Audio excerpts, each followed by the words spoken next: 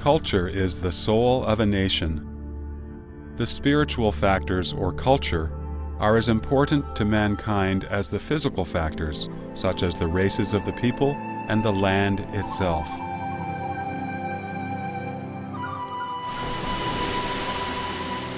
Cultural developments define the history of a nation's civilization.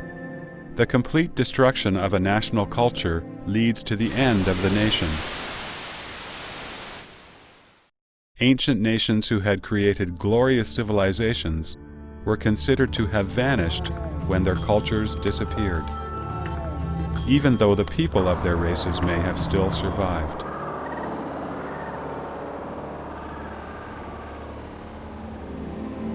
When the French anthropologist Champollion painstakingly studied the Rosetta Stone from ancient Egypt, when archaeologists discovered the mud and clay writing tablets of ancient Babylonia, when people could only imagine the Halabi culture of ancient India from historical remains, when scientists were wondering about the scientific achievements that may have surpassed the ancients and amazed contemporaries in the Muse Museum, which was burnt down by Caesar's expeditionary forces, when scholars were studying the culture of the lost city of Atlantis, which Plato described in his dialogues but is now buried at the bottom of the ocean, our thoughts turned to China. This land of China has created numerous magnificent splendors in philosophy, the arts, literature, and science. It is the only country in the world whose ancient civilization has been passed down continuously for over 5,000 years.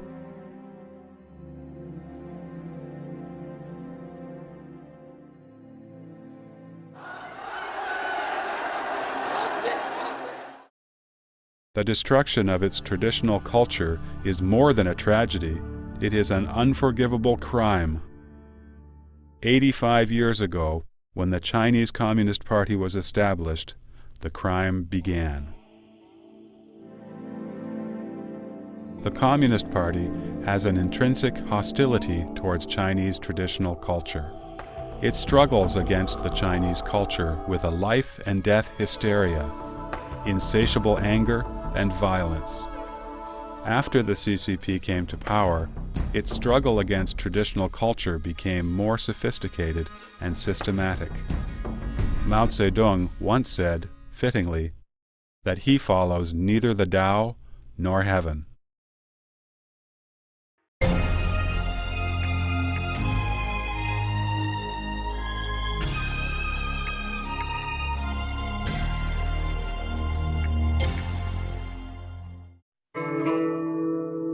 The Chinese culture, traditionally believed to be passed down by God, can be retold with the myths and legends of Chinese history.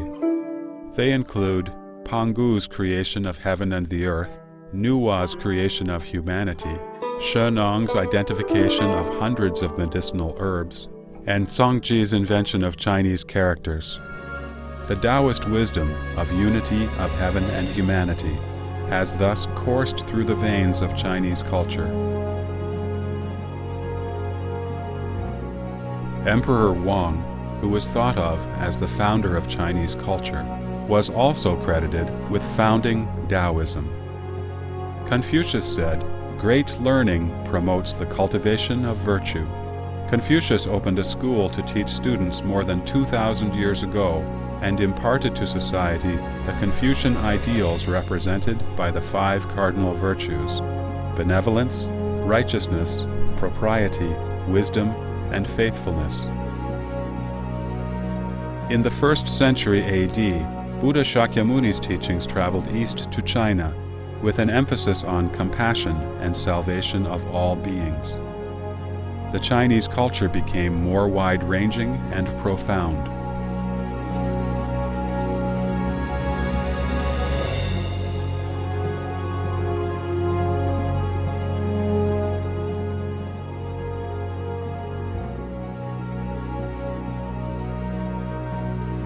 Buddhism and Taoism established Chinese people's macroscopic understanding of the universe, life, and the human body. They are the part of Chinese culture that focused on leaving the mundane world. The influence of Buddhism and Taoism can be found to penetrate all aspects of people's lives. Chinese medicine, Qigong, Feng Shui, and divination are all rooted in Taoism. The well-known concepts of a heavenly kingdom and hell, the karmic rewards of good meeting with good and evil meeting with retribution, all of these came from Buddhism. Confucianism, on the other hand, is the part of traditional Chinese culture that focused on entering the mundane world.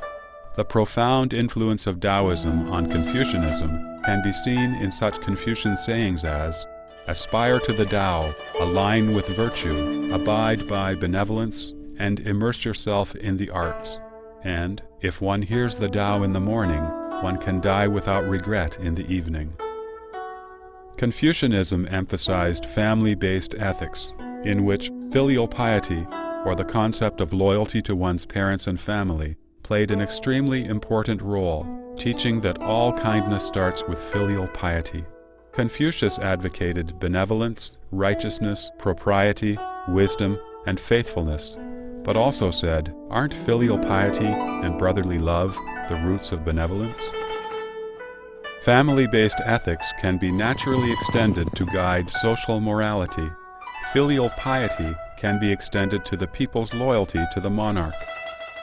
Confucius said, "It is seldom that a person with filial piety and brotherly love will be inclined to offend those above. Brotherly love is the relationship among brothers, and it can be further extended to righteousness and justice among friends." Confucians teach that in a family, a father should be kind, a son filial, an older brother friendly, and a younger brother respectful. Here, fatherly kindness can be further extended to benevolence of the monarch toward his subordinates. As long as the traditions of a family can be maintained, social morality can naturally be sustained. As it is said, cultivate oneself, regulate one's family, rightly govern one's state, and make the whole kingdom tranquil and happy. The beliefs of Confucianism, Buddhism, and Taoism offered the Chinese people a very stable moral system. This ethical system provided a basis for sustainability, peace, and harmony in society. Take the 4 Chinese classics, the 4 most renowned novels in Chinese culture, as examples. The Journey to the West is a mythical tale about cultivation practice. A Dream of Red Mansions explains the concept of predestined relationship through a tragic love story. The 3rd book, Outlaws of the Marsh, opens with a tale of how an official accidentally set free 108 warrior spirits, who ended up becoming bandits who pillaged and plundered from the corrupt in society.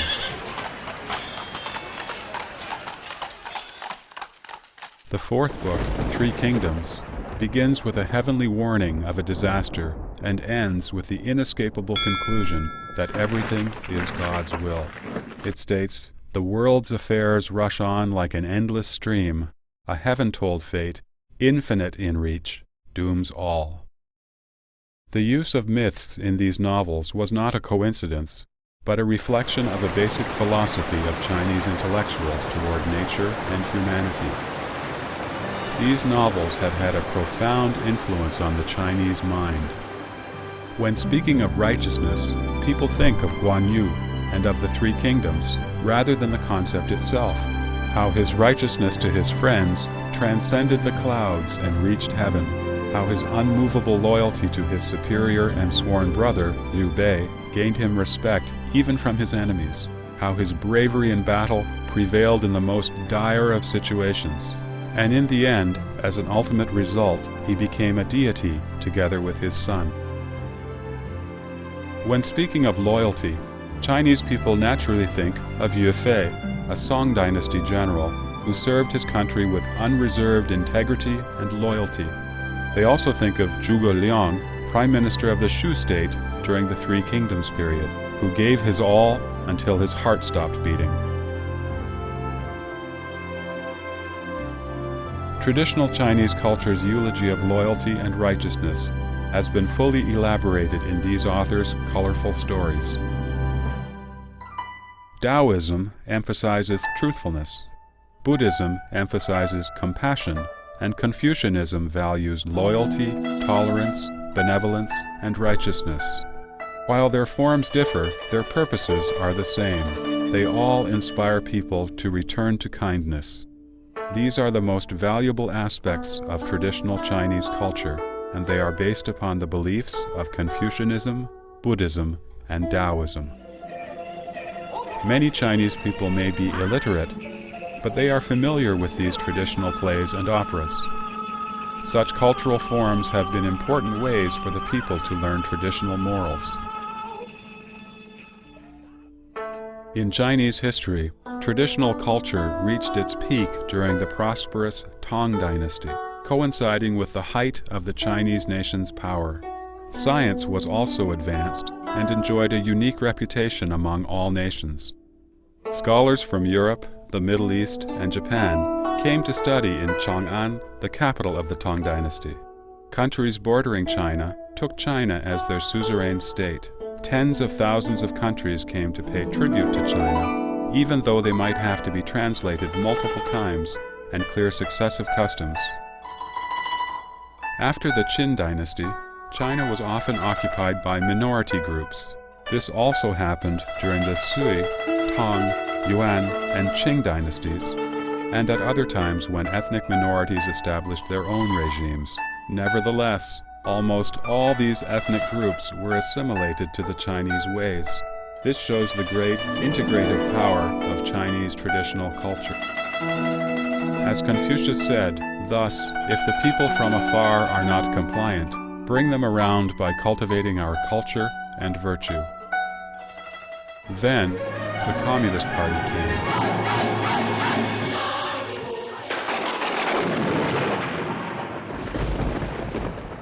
It wanted struggle and attempted to eradicate from people's mind both the Tao and heaven that shadowed above it.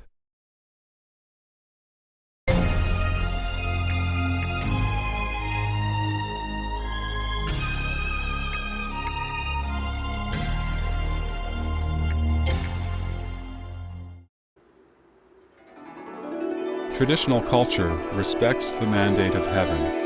As Confucius once said, life and death are predestined, and wealth and rank are determined by heaven. Both Buddhism and Taoism are forms of theism that also believe in the reincarnation cycle of life and death, and the karmic causality of good and evil. The Communist Party, however, believes in atheism. In translating the Communist Internationale anthem, the CCP put it this way: "There has never been a savior, and we do not rely on God either.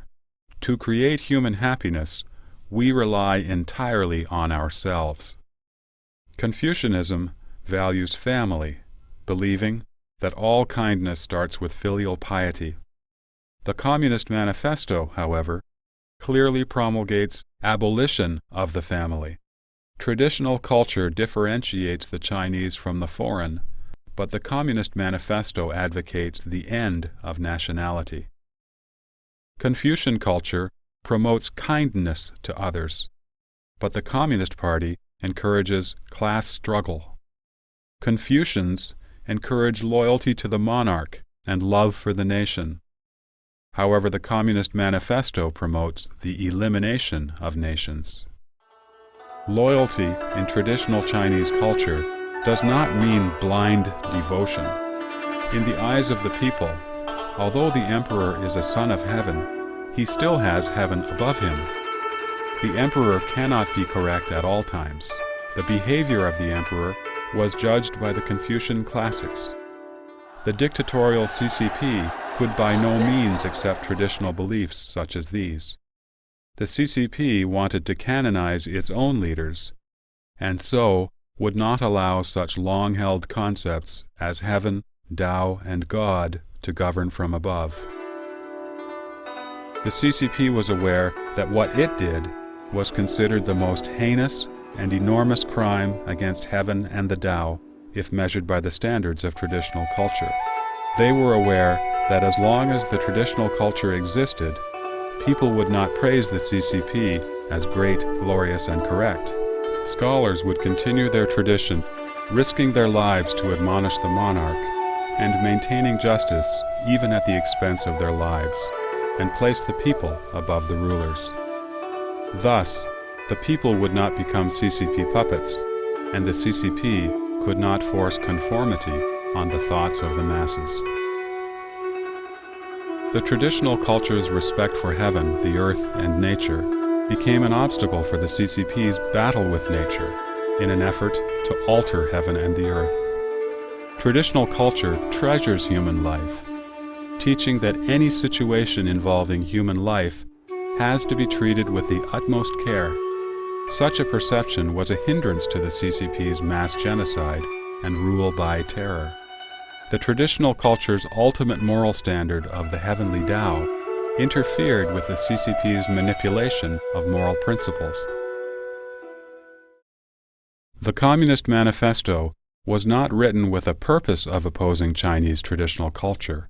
However, all of its beliefs completely oppose Chinese traditional culture. Thus, it is intrinsic and fundamental for the CCP to oppose Chinese culture. There is no way to compromise such contradiction. It was therefore inevitable for the CCP to eradicate traditional culture based upon its intrinsic nature of struggle.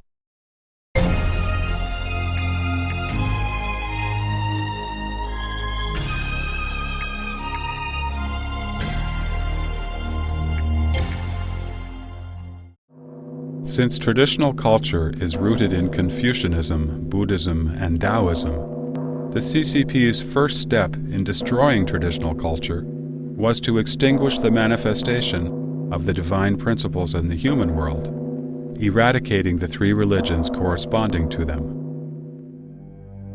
Soon after the CCP established a government, it began to destroy temples, burn scriptures, and forced the Buddhist monks and nuns to return to secular life. Neither was it any softer in destroying other religious places. By the 1960s, there were hardly any religious places left in China. The Cultural Revolution brought even greater religious and cultural catastrophe in the campaign to cast away the four olds: old ideas, old culture, old customs, and old habits. For example, the first Buddhist temple in China was the White Horse Temple, built in the early Eastern Han Dynasty outside Luoyang City in Henan Province. It is honored as the cradle of Buddhism in China and also as the founder's home. During the campaign to cast away the four olds, the White Horse Temple, of course, could not escape looting. The following passage comes from the book How Many Cultural Relics Were Committed to Flames? The book says, "There was a village near the temple. The party branch secretary led peasants to smash the temple in the name of revolution. The over 1,000-year-old clay statues of the 18 Arhats, built in the Liao Dynasty, were destroyed. The Baiyu scripture that an eminent Indian monk brought to China 2,000 years ago was burned. A rare treasure, the jade horse, was smashed to pieces." Several years later, Cambodian king in exile, Norodom Sihanouk, made a special request to pay homage to the White Horse Temple. Zhou Enlai, the Chinese premier at the time, hurriedly ordered that the Baiyu scripture, stored in the imperial palace in Beijing, and that the statues of the 18 Arhats from the Temple of Azure Clouds from Xiangshan Park near Beijing all be transported immediately to the White Horse Temple. With these bogus replacements, a diplomatic difficulty was solved. The Cultural Revolution began in May 1966. It was, in fact, revolutionizing Chinese culture in a destructive way. Starting in August 1966, the raging fire of the campaign to cast away the four olds burned the entire land of China.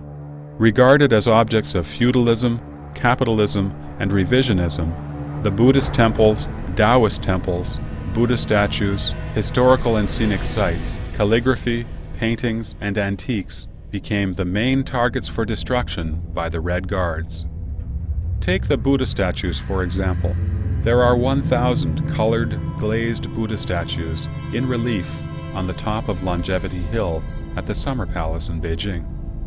After the campaign to cast away the four olds, they were all damaged. None of them has a complete set of the 5 sensory organs any longer. The capital of the country was like this, and so was the rest of the country. The Logan Temple, where Lao Tzu gave his lecture and left his famous Tao De Jing 2,500 years ago, is situated in the Zhouzhi County of Shanxi Province. Centered on the platform where Lao Tzu lectured, within a radius of 3 miles, there are over 50 historical sites. The Logan Temple and the other historical sites have now been destroyed, and all the Taoist priests have been forced to leave. According to the Taoist canon, once one becomes a Taoist priest, one can never shave one's beard or have one's hair cut. However, Taoist priests are now forced to have haircuts, to take off their Taoist robes, and to become members of people's communes. Some of them married daughters of the local peasants and became their sons-in-law.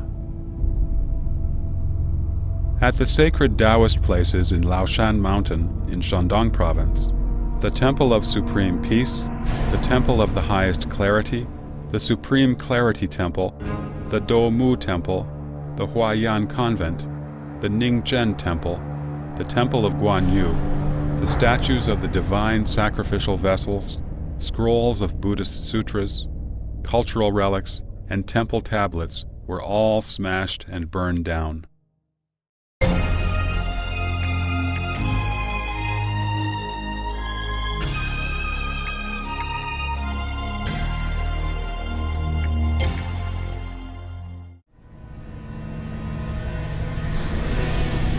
In the campaign to cast away the four olds, many one-of-a-kind books, calligraphies, and paintings that had been collected by intellectuals were committed to fire. Zhang Bojun had a family collection of over 10,000 books. The Red Guard leaders used them to make a fire to warm themselves. What was left was sent to paper mills and shredded to paper pulp.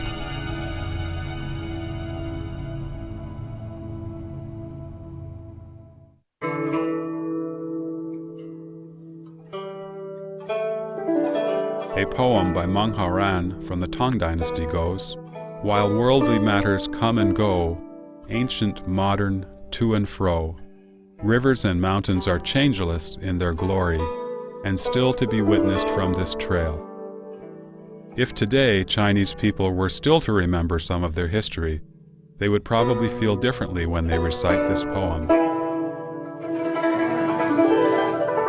Cultural relics, as the essence of Chinese culture, have been inherited and accumulated over several thousand years. Once destroyed, they cannot be restored. Experiences like that of Zhang Bojun are countless all over China. Rarely any relics and historic sites could escape such catastrophe.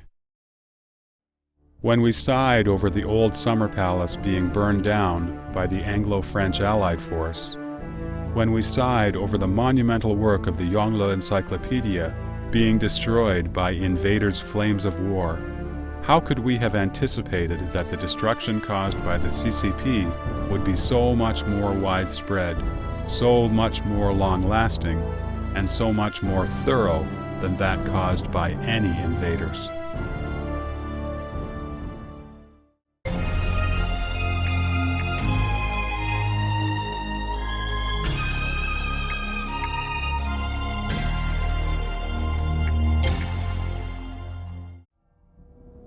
In the Mahayana Mahaparinirvana Sutra, said to be the last of Buddha Shakyamuni's Mahayana Sutras, he predicted that after his nirvana, demons would be reincarnated as monks and male and female lay Buddhists to subvert the Dharma.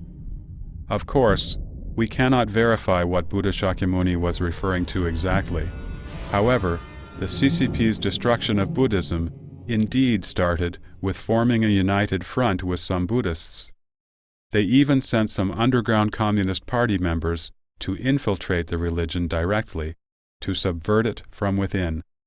In a criticism meeting during the Cultural Revolution, Someone questioned Zhao Puchu, vice president of the Chinese Buddhist Association at the time. "You are a Communist Party member, so why do you believe in Buddhism?" Buddha Shakyamuni received righteous attainment through precept, concentration, wisdom. Before his nirvana, he instructed his disciples to admire the precepts, regard the precepts as your teacher. In the Buddhist scriptures, many kinds of retribution were described for breaking the precepts. In 1952, the CCP sent representatives to attend the inaugural meeting of the Chinese Buddhist Association. At the meeting, many Buddhists in the association proposed to abolish the Buddhist precepts. They claimed that these disciplines had caused the death of many young men and women. Some people even advocated people should be free to believe in any religion. There should also be freedom for the monks and nuns to get married, to drink alcohol, and to eat meat. Nobody should interfere with these. At that time, Master Shu Yun was at the meeting and saw that Buddhism was facing the danger of extinction in China. He stepped forward opposing the proposals and appealed for the preservation of the Buddhist precepts and dress. Master Shu Yun was then slandered and labeled as counter-revolutionary. He was detained in the abbot's room and denied food and drink. He was not allowed out of the room even to use the toilet. He was also ordered to hand over his gold, silver, and firearms. When Shu Yun answered that he had none, he was beaten so badly that his skull was fractured and bleeding, and his ribs broken. Shu Yun was 112 years old at the time. The military police pushed him from the bed to the ground. When they came back the next day and found Shu Yun still alive, they brutally beat him again. The so-called Chinese Buddhist Association was founded in 1952. The Chinese Taoist Association was founded in 1957. Both clearly declared in their founding statements that they would be under the leadership of the people's government. In reality, they would be under the leadership of the atheist CCP. Both associations indicated that their members would actively participate in daily work activities and implement government policies. They were transformed into completely secular organizations. Religions are a way for people to remove themselves from the secular world and cultivate themselves. They emphasize the other shore, the shore of perfect enlightenment, and the concept of heaven. The political monks and pastors, who had formed united fronts with the CCP, made up a series of lies and slogans such as "Human World Buddhism" and "Religion is the truth, and so is socialism." They claimed there is no contradiction between this shore and the other shore. They encouraged Buddhists and Taoists to pursue happiness, glory, splendor, wealth, and rank in this life, and changed the religious doctrines and their meanings. Buddhism forbids killing, yet the CCP killed people like flies during the suppression of counter-revolutionaries in the early 1950s. In response, the political monks cooked up the absurd justification that killing the counter-revolutionaries is even greater compassion. During the Korean War, which the CCP called the War to Resist U.S. Aggression and Aid Korea, monks were even sent directly to the front line to kill. 宗教界人士也参加捐献飞机大炮的运动。7月22日，中国基督教全国会议在北京召开，指出新中国4年来，基督教进行了自治、自养、自传的反帝爱国运动，以彻底 Take Christianity as another example. In 1950, party-loyal Wu Yaozong formed what was called the Three Self Church. It followed the principles of self-administration, self-support, and self-propagation. He claimed that they would break away from imperialism and join the war to resist U.S. aggression and aid Korea.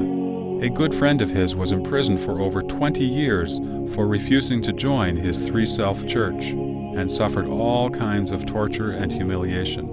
When he asked Wu Yaozong, "How do you regard the miracles Jesus performed?" Wu answered, "I have thrown them all out." Not acknowledging Jesus' miracles equates to not acknowledging Jesus' heaven. How can one be counted as a Christian when one does not even recognize the heaven Jesus ascended to? However, Wu Yaozong became the founder of China's official version of Christianity and a member of the Political Consultative Conference Standing Committee. When he stepped into the Great Hall of the People, he must have completely forgotten Jesus' words from the book of Matthew, "Thou shalt love thy Lord thy God with all thy heart, and with all thy soul, and with all thy mind. This is the first and greatest commandment."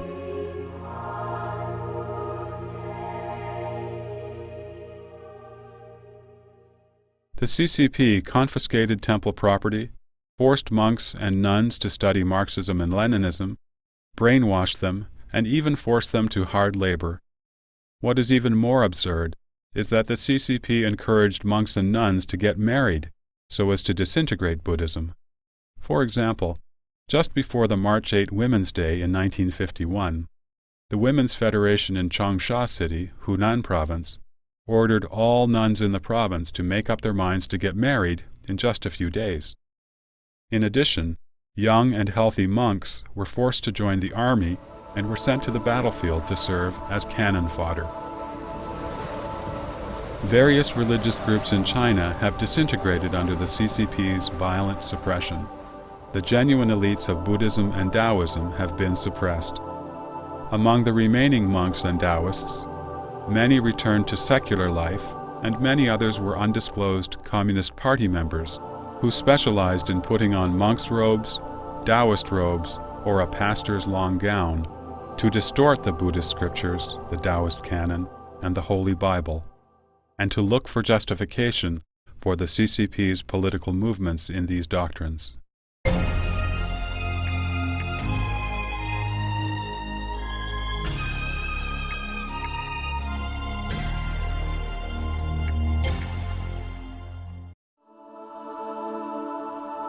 The last step in destructing a belief and culture is to insult it so that people despise it from then on, preventing it from ever being restored. The CCP considered the traditions of the Hui Muslim group to be one of the four olds: old thought, culture, tradition, and habit. Therefore, it forced the Hui people to eat pork. Muslim peasants and mosques were required to raise pigs, and each household had to furnish 2 pigs to the country every year. The Red Guards even forced the second highest living Tibetan Buddha, the Panchen Lama, to eat human excrement. They ordered 3 monks from the Temple of Bliss, located in Harbin City, Heilongjiang Province, which is the biggest Buddhist temple built in modern times, to hold a poster board that said, "The hell with sutras, they are full of shit." In 1971, the CCP started a frantic movement to criticize Confucius. An author, who wrote under the pen name Liang Xiao, published an article in The Red Flag, the CCP's foremost magazine, entitled, "Who is Confucius?" The article described Confucius as a madman who wanted to turn history backward and a deceptive and shrewd demagogue. A series of cartoons and songs followed, demonizing Confucius. In this way, the dignity and sacredness of religion and culture were annihilated.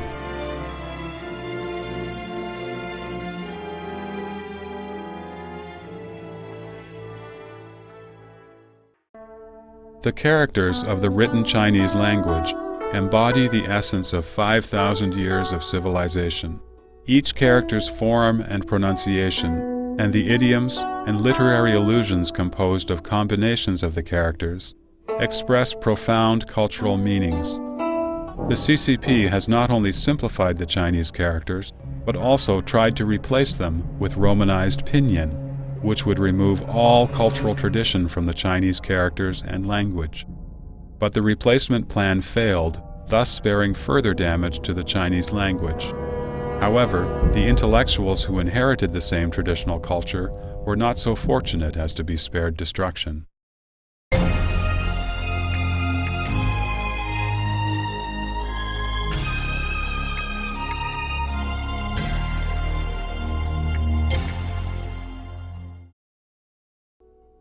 Before the CCP gained power in 1949, China had about 2 million intellectuals. Although some had studied in Western countries, they still inherited some Confucian ideas.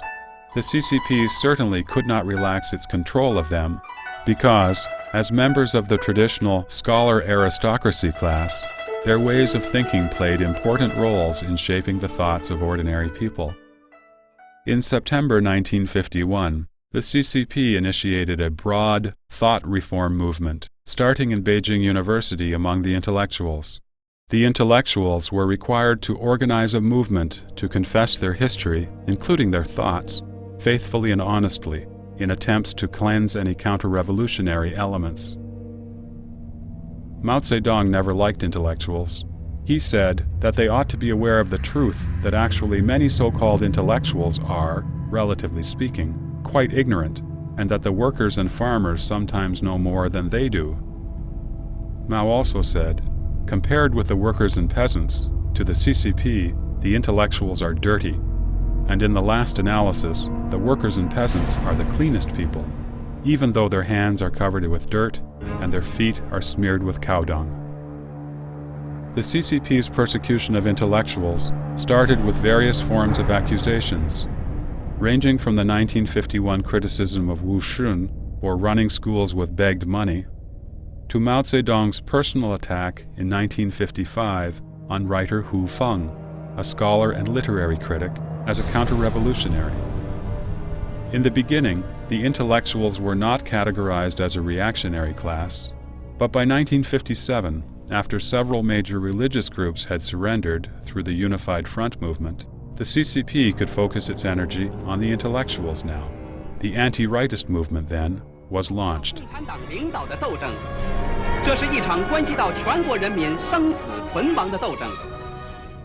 At the end of February 1957, claiming to let 100 flowers bloom and 100 schools of thought contend, the CCP called on intellectuals to voice their suggestions and criticisms of the party, promising no retaliation. These intellectuals had been dissatisfied with the CCP for a long time for its ruling in every field, even though it was a layman in those fields, and its killing of innocent people during the movement to suppress counter-revolutionaries in 1950 to 1953, and the movement to eliminate counter-revolutionaries in 1955 to 1957. They thought that the CCP had finally become open-minded, so they began to speak their true feelings, and their criticism grew more and more intense. Many years later, there are still many people who believe that Mao Zedong only started to attack the intellectuals after becoming impatient with their overly harsh criticisms. The truth, however, turned out to be different. On May 15, 1957, Mao Zedong wrote an article entitled, "Things Are Beginning to Change," and circulated it among senior CCP officials. The article said, "In recent days, the rightists have shown themselves to be most determined and most rabid. The rightists, who are anti-communist, are making a desperate attempt to stir up a typhoon above Force 7 in China, and are so bent on destroying the Communist Party."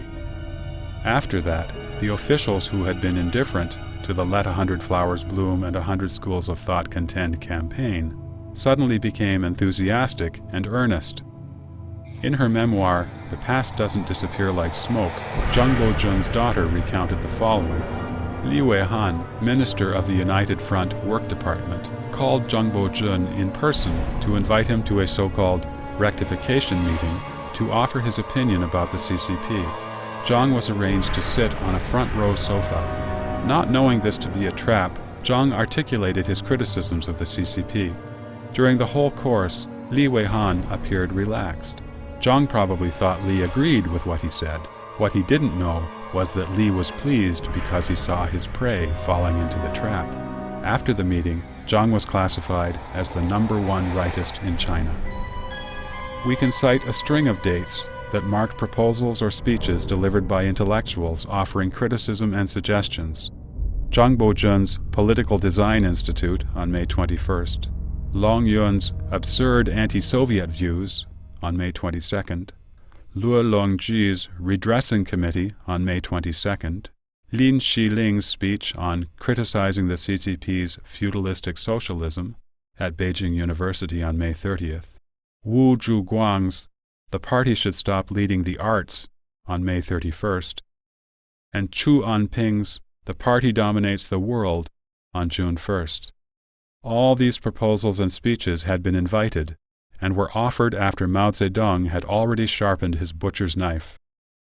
All of these intellectuals, predictably, were later labeled rightists. There were more than 550,000 of them nationwide.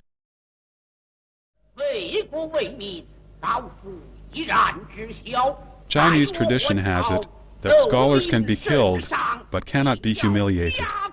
The CCP, however, was capable of humiliating intellectuals, depriving their right to make a living, and even incriminating their families unless they accepted humiliation.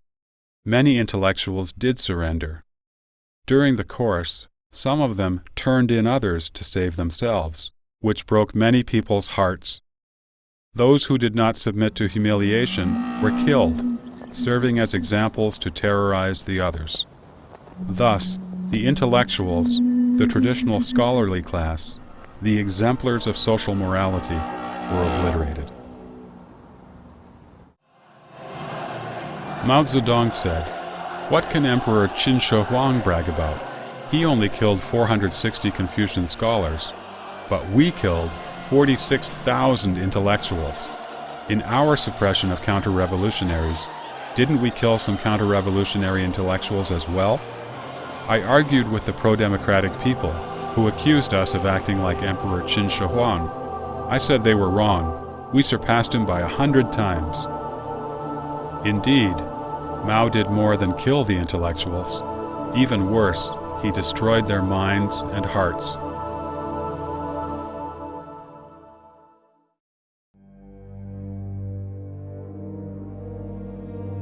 While the CCP was destroying the traditional semi-divine culture of China, it quietly established its own party culture through continuous political movements. As one of the CCP's classic documents, Mao's speech at the Yan'an Forum on Literature and the Arts named cultural endeavors and the military as the two battlefronts. It stated that it was not enough to have just the armed military, an army of literary arts was also needed. It stipulated that the literary arts should serve politics, and the literary arts of the proletariat class are the gears and screws of the revolutionary machine. A complete system of party culture was developed out of this, with supporting the CCP the ultimate goal, and with atheism and class struggle at the core. This system goes completely against traditional culture and penetrates every aspect of people's life. It formed an environment of terror and despotism for the party, so that the possessing evil specter could control people even more tightly.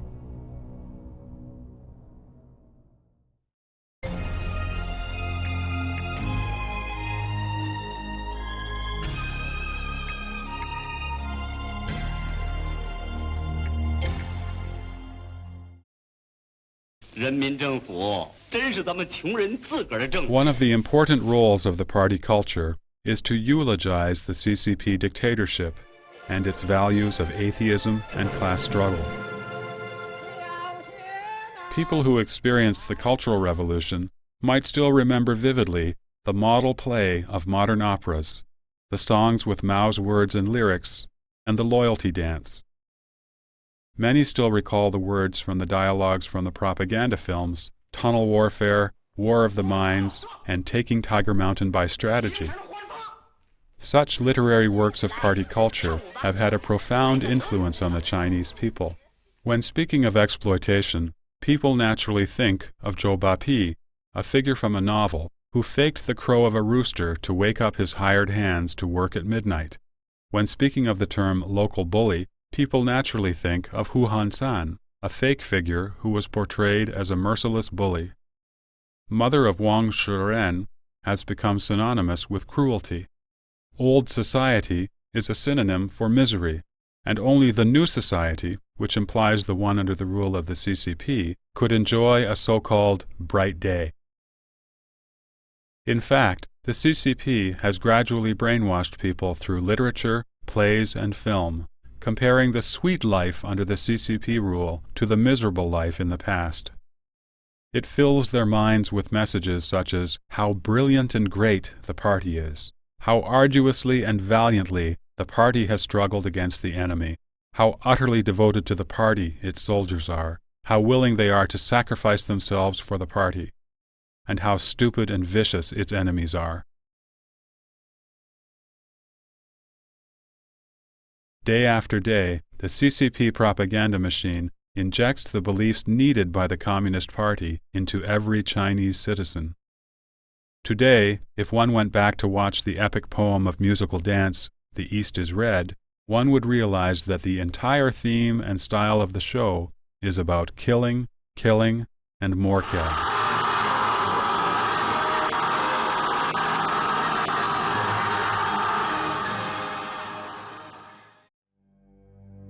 One step beyond the truth is fallacy.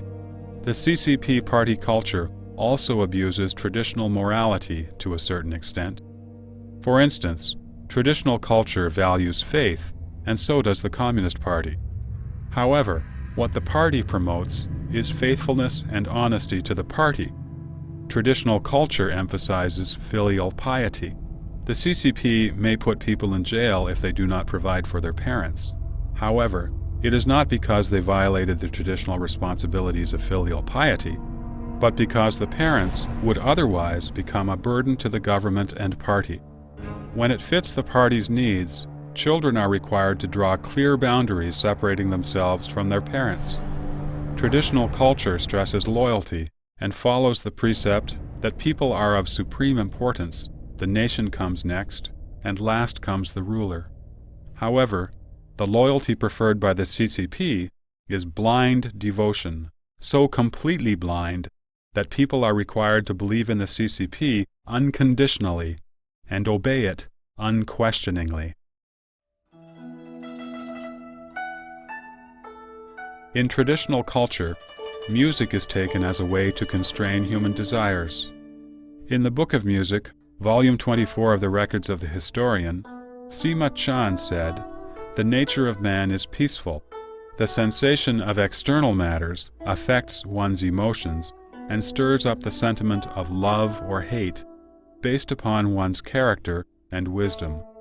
If these sentiments are not constrained, one will be seduced by endless external temptations and assimilated by one's internal sentiments to commit many bad deeds." Thus, said Sima Qian, the emperors of the past used rituals and music to constrain people. The songs should be cheerful but not obscene, sad but not overly distressing. They should express feelings and desires, yet have control over these sentiments.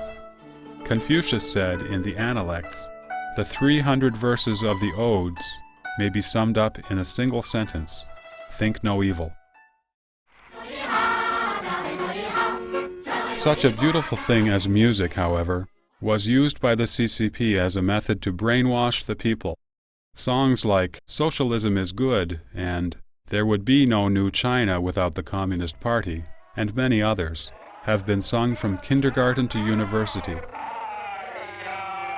In singing these songs, people have unconsciously accepted the meanings of the lyrics.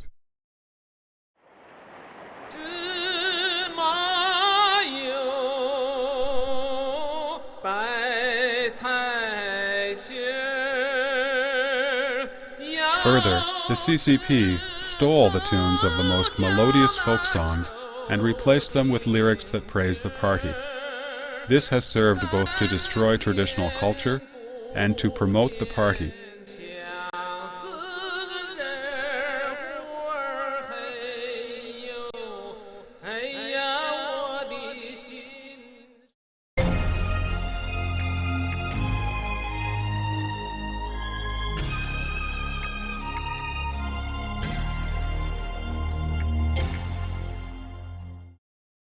The history commonly told by the CCP is very misleading.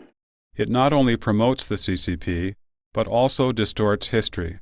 For example, the CCP called the civil war that overthrew the nationalist government the Liberation War. It referred to the post-1949 period as the period following the founding of the nation, when in reality, China existed long before that. The CCP simply established a new political regime. The 3-year-long Great Famine was called 3 years of natural disaster, when in fact it was not at all a natural disaster, but rather a completely man-made calamity. However, upon hearing these words used in everyday life and being imperceptibly influenced by them, people unconsciously accepted the ideologies that the CCP intended to instill in them. The CCP also abused religious vocabulary and distorted the meanings of those terms. For instance, enlightenment in religion refers to a cultivator's enlightenment to the true meaning of life and to return to his true self. However, the CCP changed it to mean the extent of understanding of the party and its rules and policies. At the same time, the CCP has created its own system of speech and discourse. Party conferences have always begun successfully and ended satisfactorily. Meetings with foreign officials are always conducted in a so-called cordial and friendly atmosphere. Party resolutions are always firmly supported and thereafter are followed and implemented by the people. The use of the abusive language in mass criticism, flattering words to sing the praises of the party, and the banal official formalities such as those contained in the party's 8-part essay lead people to speak unconsciously with thinking patterns that promote the concept of class struggle and extol the party.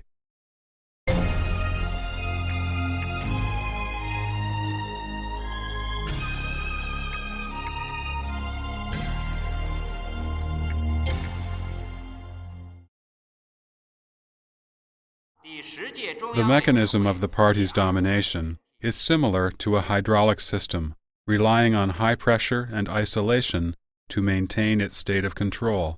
Even one tiny leak could cause the system to collapse. So, despotism and dictatorship are the nature of the party culture, serving its goal of political and class struggle, and subtly influencing people's internal psyche and external behavior. 下面给您预告一下本台今天第3次播音时间所要播出的节目内容。18点20分。 Since people have no freedom of thought, speech, association, or belief, and are forced to be consistent with the party's central committee, the culture of the Communist Party is that of a monopoly. For the past 55 years, the CCP has been using terror to suppress the minds of Chinese people. Wielding their whips and butcher's knives to force people to conform, people never know when unforeseen disasters will befall them. Living in fear, the people became obedient. The CCP control of society is all-encompassing. There is a household registration system, a neighborhood residence committee system, and various levels of party committee structure. Party branches are established at even the grassroots level. Each and every single village, for instance, has its own party branch. The CCP completely neglected the principles of rule by law in modern society and vigorously promoted the policy of implication. It used its absolute power to punish relatives of those who were labeled as landlords, rich, reactionaries, bad elements, and rightists. It proposed the class origin theory that one's nature was determined by the class into which one was born. Today, if a Falun Gong practitioner appeals, his family members, his fellow employees, and leaders of the company where he works, and even leaders in the province and city where he resides, are implicated. The CCP also issued various discriminatory policies, whereby even children were singled out as being potentially re-educated and transformed, while their parents might have been classified as among the 5 black classes. The party promoted placing righteousness above family loyalty and turning one's weapon around to strike against one's own side in order to comply with the party. Systems such as the personnel and organizational archive system and the temporary relocation system were established to ensure the implementation of the party's policies. people were encouraged to accuse and expose others and rewarded for contributions to the party. In addition, the party culture with respect to propaganda includes many forms, such as the culture of one voice. This requires all media to join together to sing the praises and collectively speak in support of the party on major issues. When needed, leaders from every level of the party, government, military, workers, youth leagues, and women's organizations, are brought out to express their support. Everyone has to go through the ordeal. Other forms include a culture to promote violence, a culture to incite hatred, a culture of deception and lies, a culture of brainwashing, a culture of adulation, a culture of pretentiousness, and a culture that confounds right and wrong. This way, the CCP established a culture that transforms human beings into machines. The party wants the people to be the never-rusting bolts in the revolutionary machine, to be tamed as the tools of the party. The people also formed a culture of self-imposed brainwashing and unconditional obedience. These were reinforced by slogans such as, "Fight ruthlessly to eradicate any selfish thoughts that flash through your mind," and "Erupt a revolution in the depths of your soul." Another, "Maintain maximum alignment with the party's central committee. Unify the minds, unify the footsteps, unify the orders, and unify the commands." The evil factors of human nature, such as selfishness, jealousy, harming others, or even adding insult to injury, were further amplified by the party.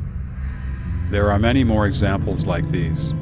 Everyone from mainland China can find various elements of party culture in his own personal experience. The CCP thus formed a social and cultural environment suitable for the survival of its possessing evil specter.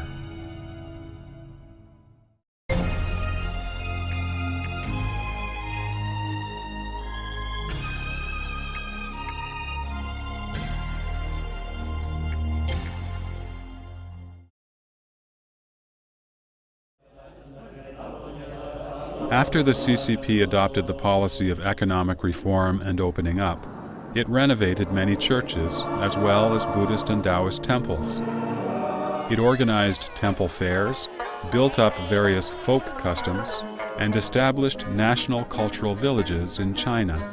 It also organized major cultural fairs and exhibitions of archaeological relics overseas. Many kinds of local opera, folk arts and crafts, as well as Chinese paintings, calligraphy, and cuisine, seemed to be extensively promoted and developed. They appeared to be glorious and vied with each other for glamour.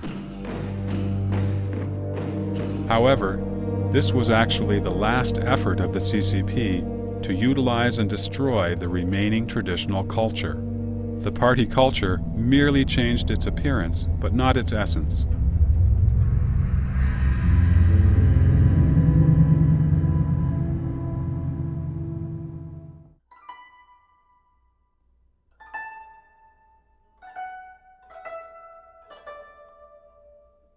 Chinese culture has a divine meaning in it. For instance, the science in ancient China directly studied things like the human body, life, and the universe. Take Chinese medicine as an example. As documented in medical texts, most of the great physicians had supernatural abilities. When Dr. Bian Che met Cai Huanggong, he knew what illness he had just by looking at his complexion. When Dr. Hua Tuo met Emperor Cao Cao, he knew right away that Cao Cao had a tumor in his brain. Yet these things, the essence, are often denounced these days and are now said to be blind beliefs or superstition. What Chinese medicine has inherited today are only prescriptions or experiences gained from trial and error. Chinese medical physicians have to learn Western medicine in their classes on fundamentals. Diagnosis and treatment depend on measuring blood pressure and taking X-rays, not on the traditional means. The essence of culture is its inner moral meaning, while the superficial forms have only entertainment value. However, the CCP exaggerates the superficial elements of culture, which entertain, to cover up its purpose of destroying morality. The more terracotta soldiers and horses exhibitions, the more calligraphy and painting exhibitions, and the more antique exhibitions that the CCP organizes, the more cultural festivals, arts festivals, or food festivals that the CCP hosts, the more deceptive the CCP is. It leads people astray from understanding true traditional culture. The party culture of the CCP has indeed done well in helping the CCP to win power and control over society. Like its army, prisons, and police force, the party culture is also a machine of violence, which provides a different kind of brutality, cultural brutality. This cultural brutality, by destroying 5,000 years of traditional culture, has diminished the will of the people and undermined the cohesiveness of the Chinese nationality. At the same time, the destruction of the traditional culture has brought unexpected physical damage. Traditional culture values the unity of heaven and humanity and the harmonious coexistence between man and nature. The CCP has declared endless joy from fighting with heaven and earth. This culture of the CCP led directly to the serious degradation of the natural environment that plagues China today. The Chinese people, having abandoned the traditional value that a nobleman treasures wealth, but he makes his fortune in a decent way, have wantonly ravaged and polluted the natural environment. Currently, more than 75% of the 30,000 miles of China's rivers are unsuitable as a habitat for fish. Over 1/3 of the groundwater was polluted even a decade ago, and the situation continues to worsen today. A spectacle of a strange kind occurred in the Huaihue River. A little child playing in the oil-filled river created a spark that, upon striking the surface of the river, lit a flame almost 20 feet high. As the fire surged into the air, more than 10 willow trees in the vicinity were burnt to a crisp. One can easily see that it is impossible for those who drink such water not to develop cancer or other strange diseases. Other environmental problems, such as desertification and salinization in northwest China, and industrial pollution in developed regions, are all related to society's loss of respect for nature. Traditional culture respects life. The CCP urges that revolt is justifiable and that struggle with human beings is full of joy. In the name of revolution, the party could murder and starve to death tens of millions of people. This has led people to devalue life, which then encourages the proliferation of fake and poisonous products in the marketplace. In Fuyang City of Anhui Province, for example, many healthy babies developed short limbs, thin and weak bodies, and enlarged heads during their lactation period. The disease was caused by poisonous milk powder made by black-hearted and greedy manufacturers. 55种奶粉，据统计，有13名儿童由于营养不良并发症死亡。 For food, some people feed crabs, snakes, and turtles with hormones and antibiotics. They mix industrial alcohol with drinking wine. They polish rice using industrial oil and whiten bread flour with industrial brightening agents. For 8 years, a manufacturer in Henan Province produced thousands of tons of cooking oil every month using materials containing carcinogens, such as waste oil, oil extracted from leftover meals, or industrial byproducts that contained residual oils. Producing poisonous foods is not a local or limited phenomenon, but is common all over China. This has everything to do with the single-minded pursuit of material gain that comes in the wake of the destruction of culture and the consequent degeneration of human morality.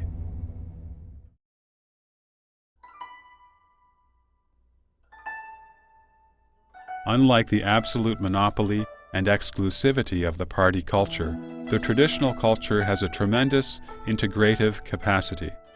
During the prosperous Tang Dynasty, Buddhist teachings, Christianity, and other Western religions coexisted harmoniously with Taoist and Confucian thought.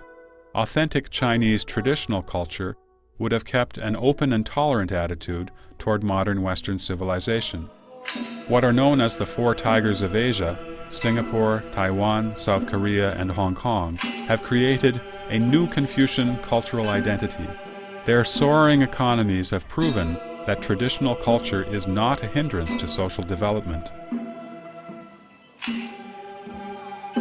At the same time, authentic traditional culture measures the quality of human life on the basis of happiness from within rather than material comfort from without.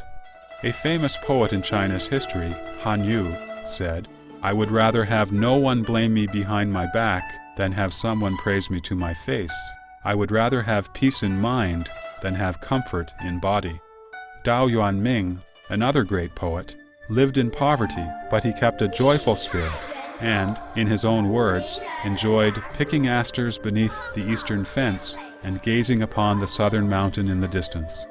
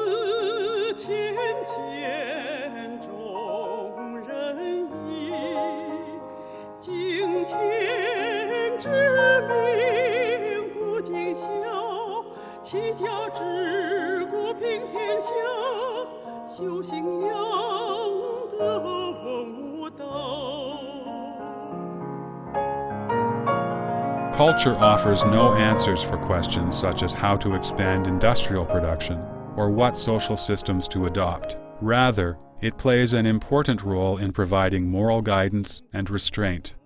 The true restoration of traditional culture will require the recovery of humility toward heaven and toward the earth and nature, of respect for life and awe before God. It will allow humanity to live harmoniously with heaven and earth, and to enjoy a heaven-given old age.